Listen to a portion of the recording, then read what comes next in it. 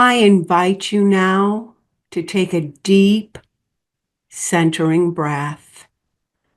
Still your mind, quiet your heart, and open your spirit to the truth within. Take a deep breath in, hold it for a few seconds, and then breathe out slowly, consciously slowing your breathing with each breath. Feel your body becoming more relaxed and your mind becoming clearer and more focused. This practice renews your mind and you are transformed. Claim your divine identity and your oneness with God by affirming silently, all that God is, I am. Perfect peace fills your heart as you rest in this truth. I am kind. I am loving. I am strong. I am wise. Limiting thoughts, though familiar and even comforting, no longer have power over you. You turn your attention from any negative or distracting energy and focus on new potential and unlimited possibilities.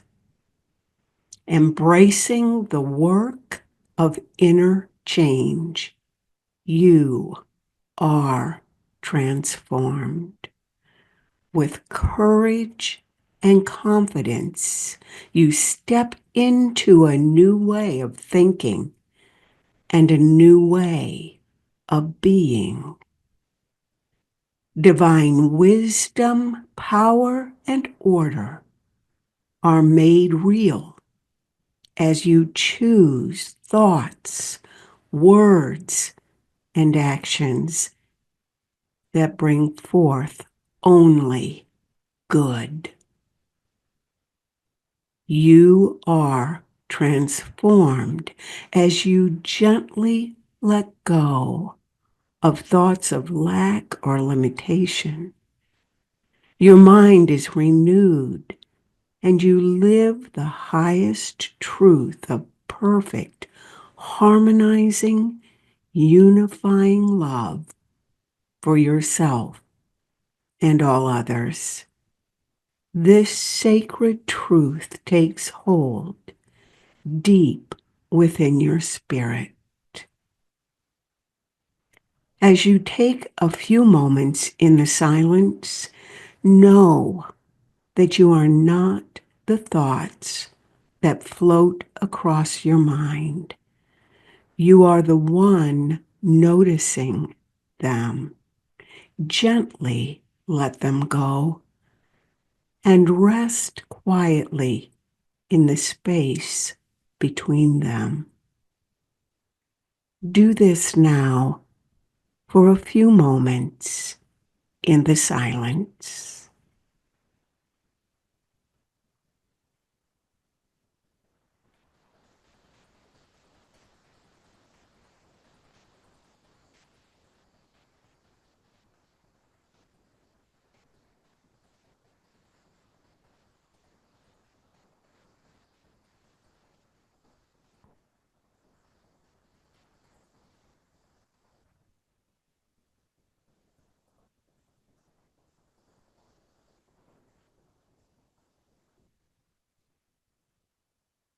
As you gently bring your attention back to this now moment, you remain anchored in the wisdom of your divine being. You embrace the best expression of who You have come here to be.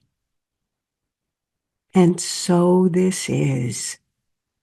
And so we joyously allow it to be as we say, Amen.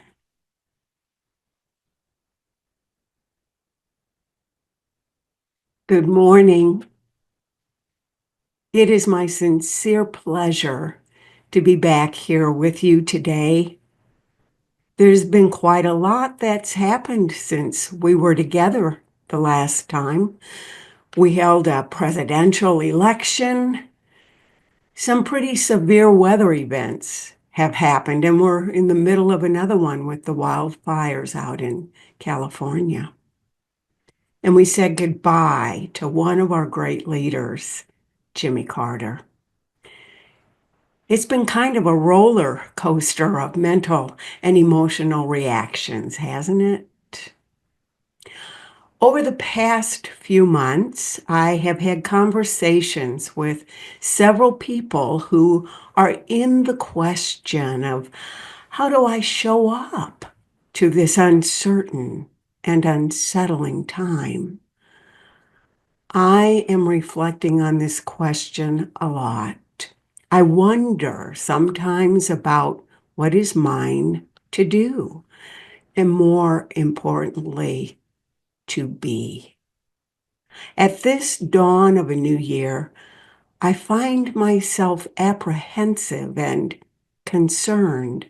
I want to find a way to bring meaning and grace to this world I love. Today, we're going to look at our consciousness because I don't believe anyone hasn't felt frustrated or down about things at some point. Perhaps the chaos of the last election affected you, or there's been some family drama. Maybe a friend just upset you. Life can be going along smoothly, and then all of a sudden, we're thrown off balance. The revealing word, a dictionary of metaphysical terms, defines consciousness as the sense of awareness, of knowing that we know that we know. This knowing is our capacity to transcend our intellectual knowledge. It's a feeling again. We know that we know that we know in our bones. For example, in certain weather conditions, we might say, man, the day is blistering hot. Maybe not right now. It's pretty cold. But we are conscious of the heat. When you enter a dark room, you are conscious of the darkness. When you turn on the light, you become conscious of the light. These are physical examples of consciousness. You may also be conscious of things the senses cannot report. Some examples of these things are being courageous, compassionate, connected, believing we're enough, and forgiving ourselves and others. The sources of these feelings may be so remote from our perception that we can't determine where the feelings begin. When our consciousness is not associated with physical sources, we're more fully identified with our mind than when our consciousness is associated with an object or experience presented by our physical senses. In this instance, our mind is conscious only of a state that it has produced. Some call these thought reactions. For example, sensations of pain from a burn by a match are repeated in your mind at the sight of a match. I read about a teacher once who explained how we carry around our thought reactions. The teacher walked around the room while teaching, and as she raised a glass of water, some students expected they'd be asked the half empty or half full question. Instead, with a smile, she asked, "How heavy is the glass of water?" Answers called out ranged from 8 ounces to 20 ounces. She replied, "The absolute weight doesn't matter. It depends on how long I hold the glass. If I hold it for a minute, not a problem. If I hold it for an hour, I'll have an ache in my arm. If I hold it all day, my arm will feel numb and paralyzed." In each case, the weight of the glass doesn't change, but the longer I hold it, the heavier it becomes. She continued, "The stresses and worries in life are like this glass of water. Think about them for a while and nothing really happens. Think about them a bit longer and they begin to hurt. They become uncomfortable. And if you think about them all day long, you will feel paralyzed, incapable of doing anything." Often our thoughts take on a life of their own in the mental dialogue going on inside our heads. Have you ever noticed this? If you have, you may also realize it never stops. The voice just keeps going on and on and on. Have you ever wondered why it talks in there? How does it decide what to say and when to say it? How much of what it says turns out to be true? How much of what it says is even important? And if right now you're hearing the voice say, "I don't know what she's talking about. I don't have a voice inside my head," that's the voice I'm talking about. If you've read the book, The Untethered Soul, The Journey Beyond Yourself by Michael A. Singer, you may recognize some of these questions. Mr. Singer stresses how the voice inside our head has a big influence on the thoughts we hold in mind and ultimately our consciousness. I like to think of our level of awareness as who you are, because this is what others see or hear in our reaction or response to situations. Our way shower, Jesus Christ, and his disciples also spent a lot of time teaching their followers about paying attention to their thoughts. The New Testament is full of Bible verses about directing our thoughts.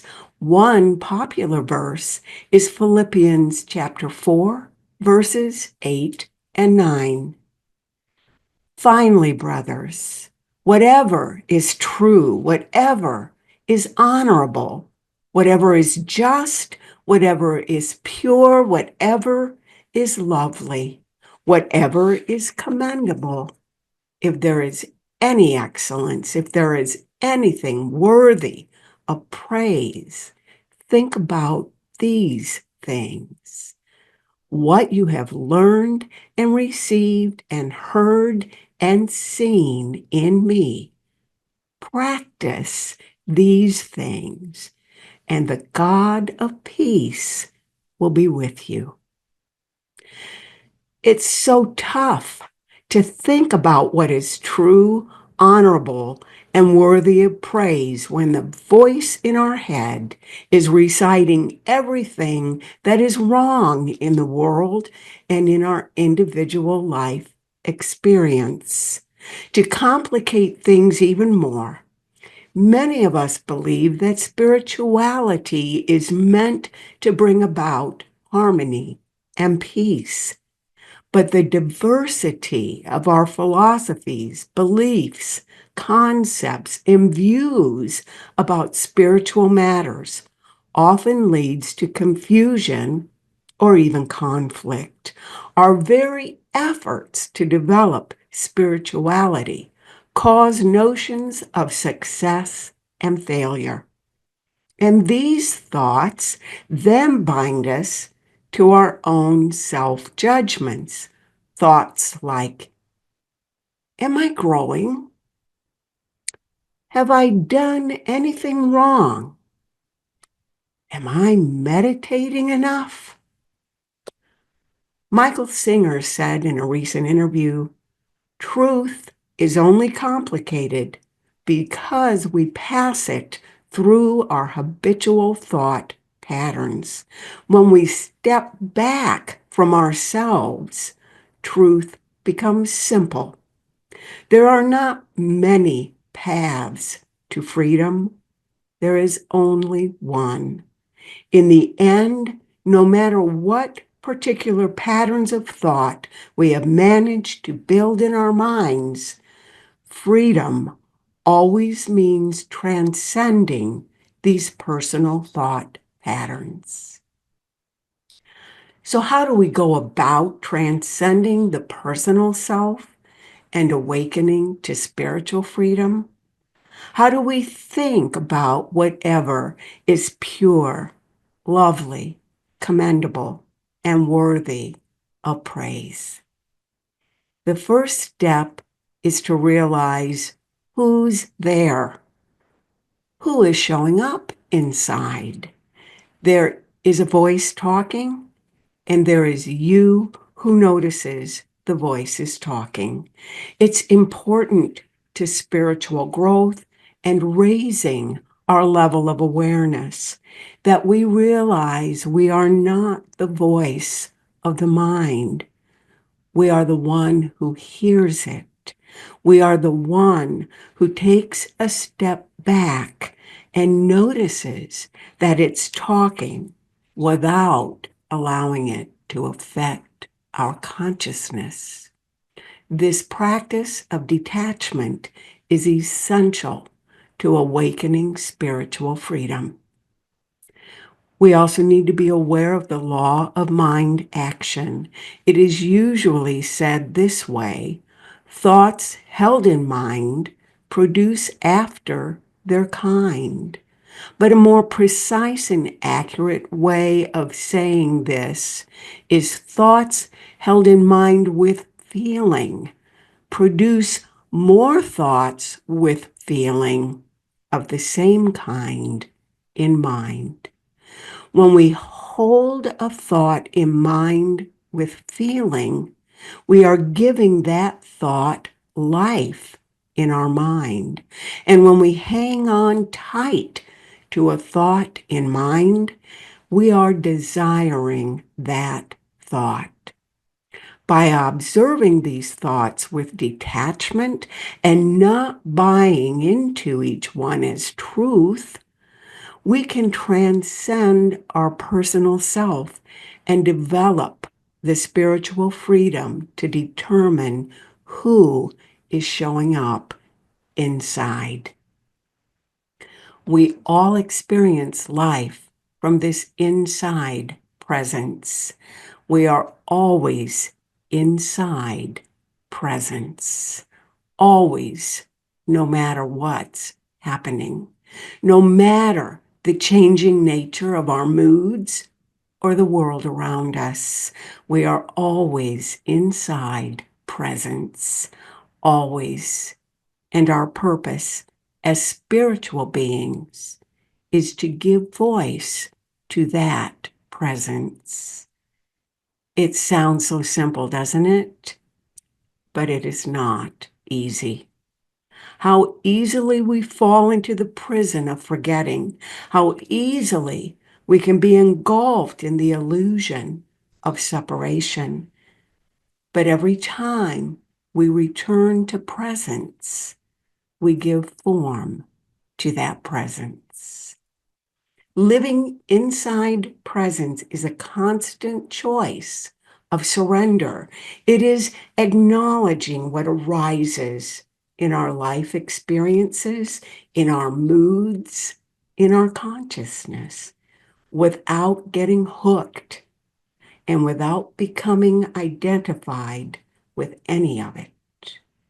Thich Nhat Hanh says, to be empty is to be full of everything except a separate sense of self.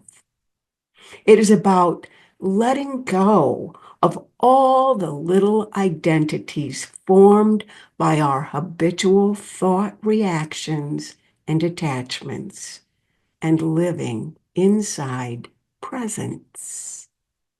My answer to all the questions about how to show up, what is mine to do, how to interact with the circumstances of this world is to surrender and moment by moment to live inside presence.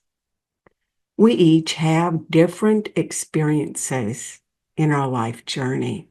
We are each provided many opportunities to dig deep and become more aware of who is showing up inside. I've learned that voice in my head thrives on whatever my attention chooses to give it. The thoughts we hold in mind with feeling do affect our consciousness and ultimately our life experience. When you feel things getting overwhelming or out of control, I invite you to push the sacred pause button. Take a deep breath and step back. Observe your thoughts and feelings objectively. See them through the lens of truth with a capital T. Then gently let go of them rather than anchoring yourself in them so that you're able to embrace the best of who you are, the real you.